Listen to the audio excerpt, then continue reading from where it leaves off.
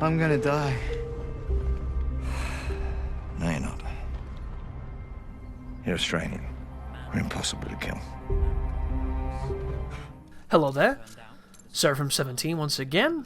This is my Battlefield 1 hard difficulty video walkthrough. This is the final war story and the final sequence of the game. It is called Here the Desert.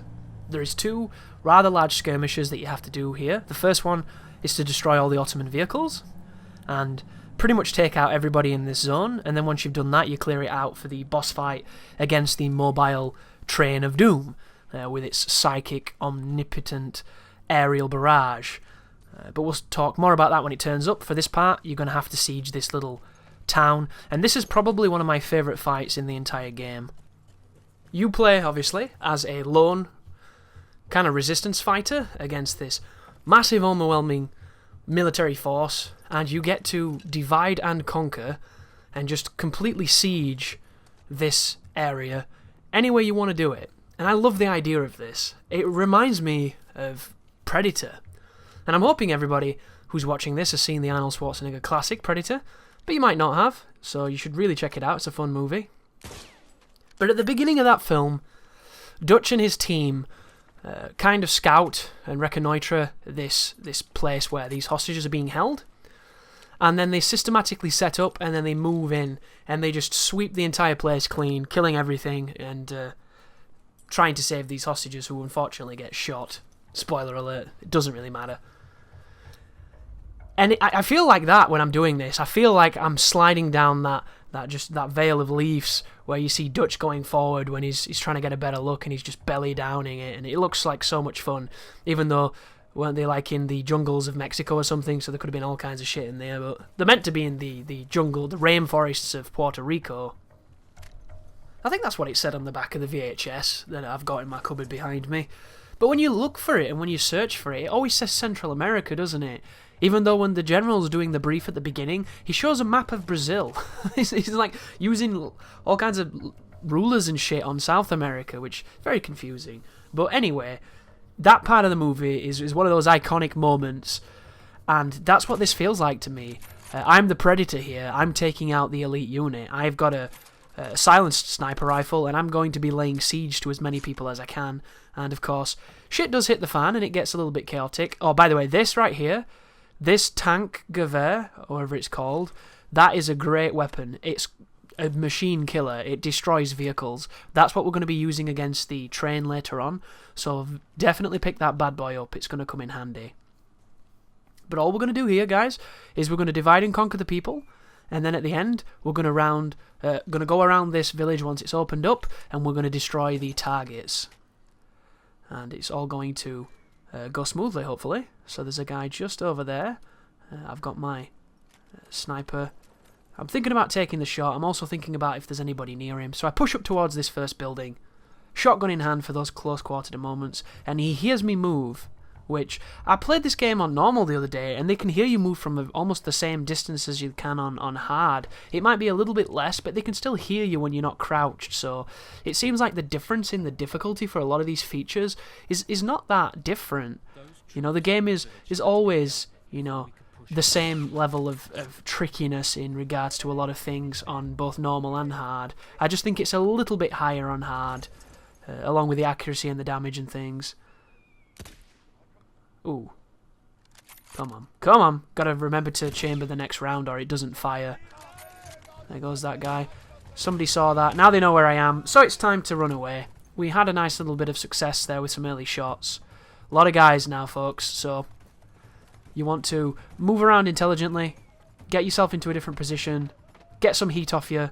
And then divide and conquer. But at this moment, everybody kind of probably knows where you are. So you're going to see that? That's a bad idea. You don't want to be there when that lands. And they're very accurate with that kind of stuff, so it can get real dangerous. But I really like this. I like the idea of a village becoming alert as I'm running around, you know, navigating the streets and just waiting for people with a nice face full of pellets. But it definitely seems like they don't quite know where I am. They know that something's up, but they don't seem to know where I am. So we can now move more intelligently around this side and pick people off with a rifle again as I check what's in all this stuff. And you'll notice a lot of anti-tank grenades for you to help taking out the vehicles, because at the end of the day, if you didn't have them, this would be very difficult. But this guy sounds like he knows where we are, so let's have a see if we can see him. Can't see his head, but he's up there. Anybody else? There's one guy to his left. And it sounds like the music just went back to normal, so the crisis is over. They must have thought I've evaporated. Hence, the danger is gone, let's all chill out. But we get to take another crack at this, sorry, so let's have a look. He's dropping down to my left. Can we stab him? Oh, we can stab him. There's a guy just in front of him, so you want to be careful. Get your shotgun ready, or whatever tool you're using for the job, and take this guy out. See you later. He kind of saw it, kind of didn't. He's on his way. Are we going to go around and stick him? Probably. There's a guy to my right. Oh no, is that I think that's one of the things you have to blow up. Yeah, it is. And I'm going to blow it up, it seems. Or maybe not. Or do I drop dynamite next to it? And then wait? Or do I detonate it? I guess I'm probably going to detonate it, it looks like. Sneak up on this guy. See how long it takes him to fully investigate, by the way? Gives you plenty of time to get shit done. Oh, I'm probably going to detonate it and then run around the other side. Because then they all go towards the noise and I can pick them off from behind. So, village is once again alerted. Everybody's all like, oh my god, what's happening? We push down here. You can see on the head up here that there's a lot of people, 2 to 4 guys, making their way across there. One of them is a heavy, so be careful of him. He will be the last person I kill, and I will do so with a grenade launcher. That guy saw me. What a beast. Then again, this is, the middle of the day, and I probably contrast quite a lot against the sand, so it does make sense. I'm not going to criticize the game, because I think it handled this section very well. This guy's moving to our right. He's got a guy behind him, so we're probably going to try and train stabs here. Oh, he came over to the left. No, he's following. Oh, he stopped. What's he doing? It's almost like cheating, this, isn't it? How you can tag them and see them through walls. I like it as an idea, but at the same time, it's kind of cheating. There's another guy to the right there, so be careful. He wasn't tagged. Caught me off guard. This guy's going to come down this way, so we're going to wait, and then we're going to introduce his ribcage to our knife. Oh, he turned around. Interesting. The pathfinding there, very deliberate, poor guy. That wasn't quite quick enough, so everybody's kind of got a good idea of what we're doing now. So, move out of where they think you are, and then take them out in accordance as they push towards where the sound came from. Bunch of guys to your left. I'm going to keep on skirting this outer rim of the village. I know it now. Oh, wow, somebody's seen me. There's a quick bullet, a nice 20 damage. Here's me trying to sprint, but I'm crouched. Or maybe I'm just crouched. There's the rifle back on. He's running, so this might be a tricky shot. They're not going to waste it. Push around this side. Anybody here? No. Keep on moving around. The guy in the distance, I believe, is the heavy dude. He's the one you don't really want to engage. Oh, no, he's just a standard dude, I think. Am I going to go up onto this roof?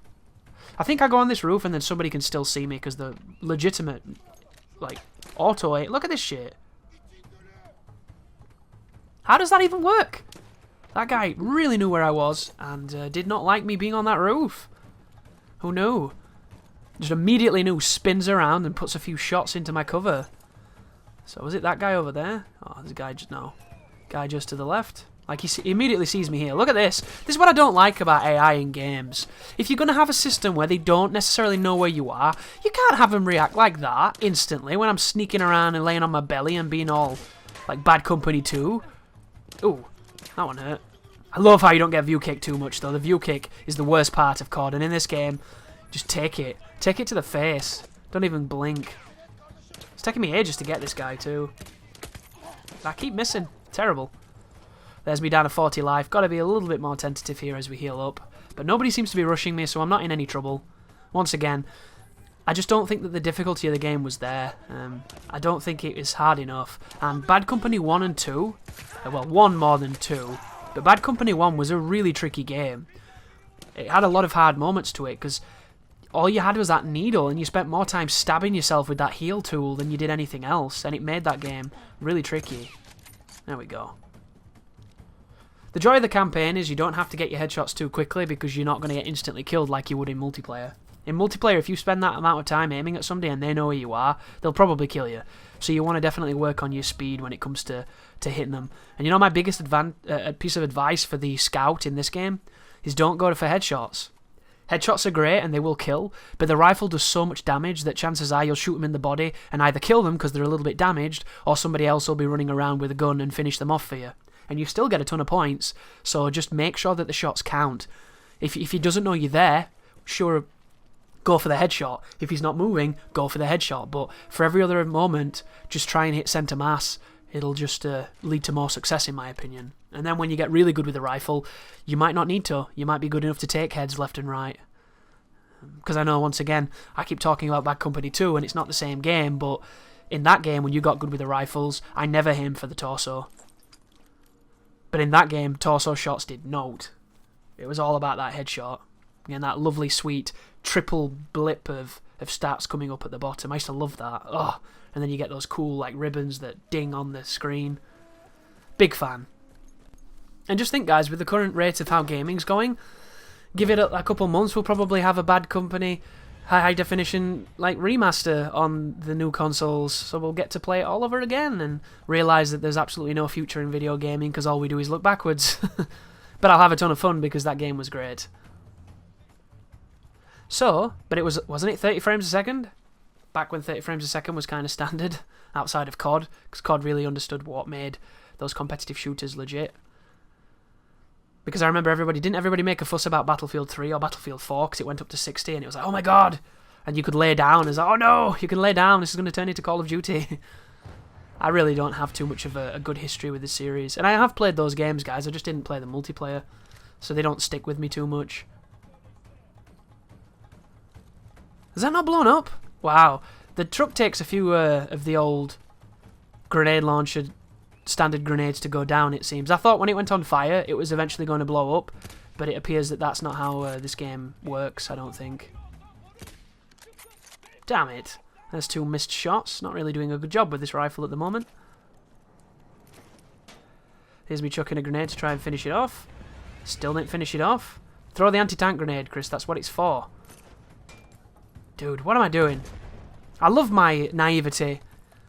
I'm ambitious, but I'm just not quite understanding that you need to chuck this at vehicles. This is the one that does the trick. This and the dynamite. There you go. There's a dead vehicle. Ooh, anybody else? Got a couple of people left. Who is that? I can hear a lot of people talking, but I can't see much. Let's ever see if anything illuminates in this house. Can hear footsteps. He's to my left. There he is. Bye. Yeah, the headsets are really good for the first-person shooters, but Battlefield is so bombastic with explosions and things, it can be difficult to hear people sneaking up on you. If you're on a floor like this, or if you're in a room, or inside, it's really easy to hear footsteps in this game, but if you're anywhere else, people can run at you with a fucking bayonet charge and you don't seem to hear them. Like, you hear them in weird audio, and I don't know if you can change the audio settings to make that work better, because I would like to. Because I love being able to hear people preemptively, because it gives you an advantage. You know someone's coming, you can get ready for it. You know, how many times have you turned around a corner and you've kind of been sprinting and you run into someone sprinting and you have that awkward moment of your brain seeing an enemy, waiting for your body to react and then acting, and there's that couple of seconds of human reaction that happens. You completely skip that if you know someone's coming, and that's why it's really powerful being able to hear those kind of situations. So you'll notice Lawrence just narrated a little bit. That gives you the idea that there's not many dudes left. I think the only thing left is a heavy, and he's patrolling all the way off in the sticks. So I'm going to go and finish him off. But I don't quite know that I'm alone at this point, except for him. So you'll notice I'm still checking as many boxes as I can to get some ammunition. I'm moving around the area, and I'm trying to ascertain where the next threat is. And there's another one of those weird sprinting door detections, where I'm not even going into it and it still knocks it open.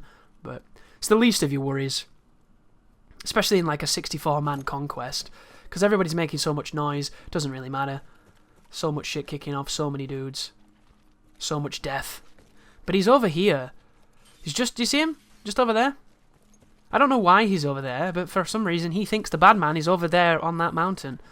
So, you have to be prone to use that rifle I just had, so I think I'm going to try and hit him with a standard sniper to get his attention. He's going to come sprinting, and then we're going to finish him with something powerful, which is probably going to be this ridiculous-looking weapon here. But I've never fired this before, or if I have, I forgot how it fires, so I don't quite know if you have to lead it, if it's honest, or if it has drop. I think it's pretty honest, though. It's an explosive, but it seems tailored towards being really accurate, which is nice, because I got a direct hit on him then, or at least I did damage.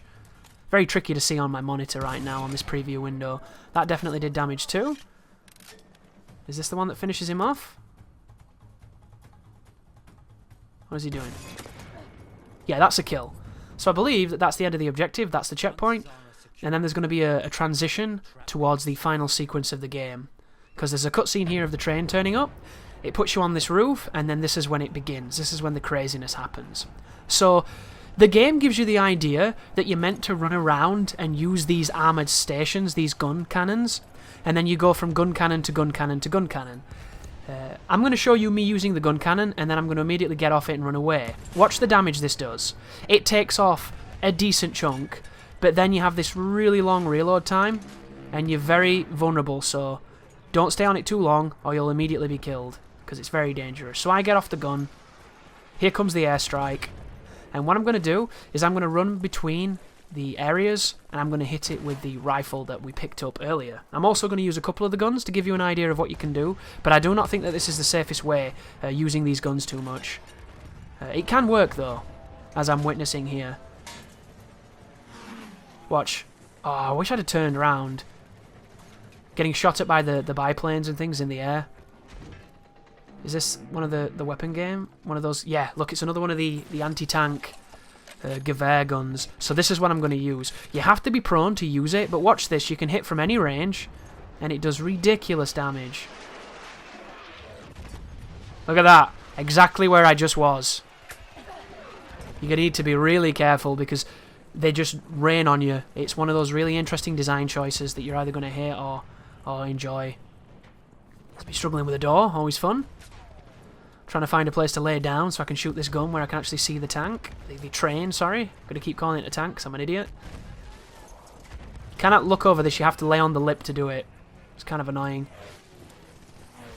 But here comes another incoming mortar shell.